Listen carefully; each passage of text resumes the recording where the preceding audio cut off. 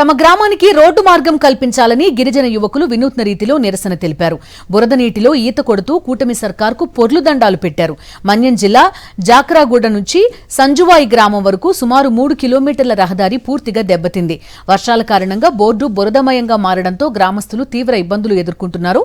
అత్యవసర సమయాల్లో అంబులెన్స్లు రావడం లేదని, నిత్యావసర సరుకుల రవాణా కూడా కష్టసాధ్యంగా మారిందని స్థానికులు ఆవేదన వ్యక్తం చేస్తున్నారు. పలుమార్లు అధికారులకు వినతి పత్రాలు ఇచ్చిన పట్టించుకోవడం లేదని మండిపడుతున్నారు గ్రామస్తులు.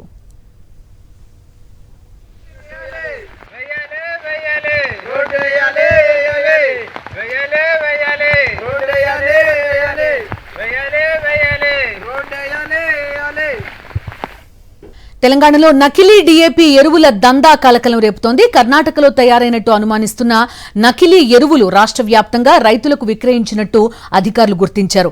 అనుమానం కలగకుండా డీఏపీ బస్తాలపైన ప్రధాని నరేంద్ర మోదీ ఫోటోలు కూడా ముద్రించారు.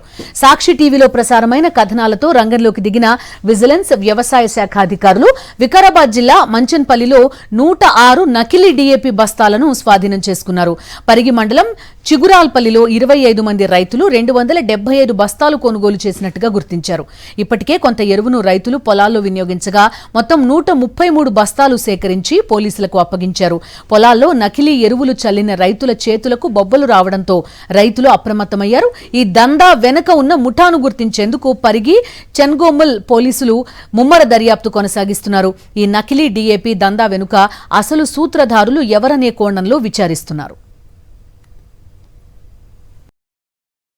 మరిన్ని అప్డేట్స్ కోసం ఛానల్ ను సబ్స్క్రైబ్ చేయండి. నోటిఫికేషన్స్ కోసం బెల్ ఐకాన్ పై క్లిక్ చేయండి.